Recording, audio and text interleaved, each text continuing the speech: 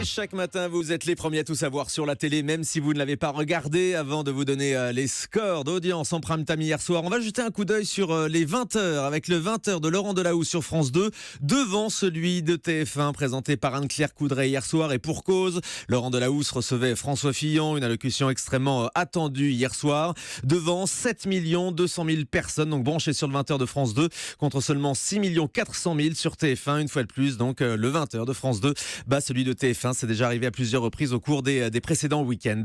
On passe maintenant donc au prime, comme promis, avec le film L'Enquête Corse sur TF1, qui est leader de la soirée. 4 900 000 téléspectateurs et 20,5% d'audience. C'est un très bon score. En deuxième position, on trouve France 3 et Les Enquêtes de Morse, ce téléfilm britannique inédit qui rassemble 3 300 000 téléspectateurs. En tout cas pour le premier épisode, voilà, 13% d'audience. Et puis en troisième position, c'est vraiment là, touche entre M6 et France 2. Sur M6, il y avait Zone Interdite consacrée au tatouage, un phénomène populaire en ce moment, un reportage qui a vraiment marqué les téléspectateurs, car c'est un bon score pour Zone Interdite. 2 800 000 téléspectateurs et 12% d'audience. M6 devance France 2 de 2000 téléspectateurs seulement. Quand je vous dis que c'est à touche, là, on est vraiment à une égalité quasi parfaite. France 2 diffusait le film Argo, film de et avec Ben Affleck, devant 2 779 000 téléspectateurs et donc 12% d'audience. C'est un excellent film qui avait reçu l'Oscar du meilleur film en 2013. Ça vous a plu sur le télérépondeur? Je viens de regarder Argo sur France 2 et voilà, j'adore ce film. Ben Affleck, je suis grand fan de Ben Affleck, mais là dans ce film-là, il est vraiment époustouflant. Son jeu d'acteur est vraiment très très bon.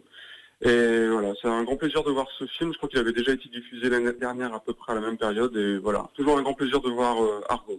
Voilà, Argo, donc 4e des audiences hier soir. On passe maintenant aux audiences du week-end avec Guillaume Janton. Et d'abord, ce nouveau succès de The Voice samedi soir. Eh bien oui, samedi soir, c'est une très belle soirée pour TF1 qui misait donc sur The Voice. Le 3e numéro des auditions à l'aveugle a captivé 7 300 000 téléspectateurs. L'émission gagne 250 000 personnes sur une semaine. Cette 6e saison rencontre donc un franc succès chez les téléspectateurs. La preuve sur notre télérépondeur.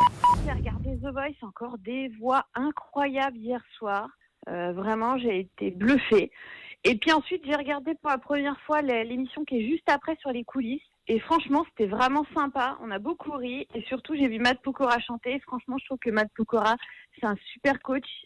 Vraiment, une très bonne idée d'avoir pris cette année dans The Voice.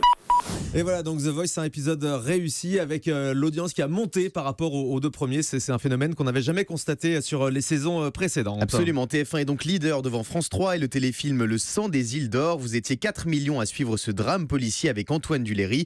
Et puis 3e, M6 avec la série NCIS Los Angeles. Les épisodes diffusés samedi soir ont captivé 2 100 000 Français. Allez, coup d'œil maintenant sur vendredi. Et bien là encore, TF1 est très largement leader avec une valeur sûre. Le concert annuel des Enfoirés a réuni 10 millions de téléspectateurs, dont Baptiste du Blanc-Ménil. Je viens de regarder le concert des Enfoirés et franchement, j'ai adoré. Il n'y a tout simplement rien à dire. Le spectacle était à la hauteur de mes espérances et j'ai vraiment adoré. Je suis un grand fidèle des Enfoirés depuis maintenant 17 ans. Voilà, 10 millions de téléspectateurs. Alors, c'est la pire audience historique des Enfoirés. En même temps, ça reste un très bon score. Au-delà des 10 millions de téléspectateurs, c'est tout simplement la meilleure audience pour des variétés depuis le début de l'année. Voilà, et on rappelle que Mission Enfoiré était le premier concert de la troupe sans son leader charismatique, Jean-Jacques Goldman. Ouais, et on a pu écouter juste une petite chanson. Bah oui.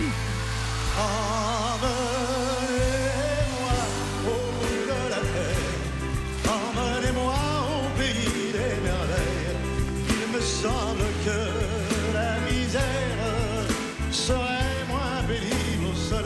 Voilà, les Enfoirés, plein de chansons, voilà. notamment Dont celle-ci, Gérard Aznavour. C'était une édition précédente des Enfoirés pour tout vous dire. Et puis derrière TF1, on trouve France 2. 3 millions de Français ont regardé le film Imposture. M6 est 3e avec la série Elementary, suivie par 2 400 000 fidèles.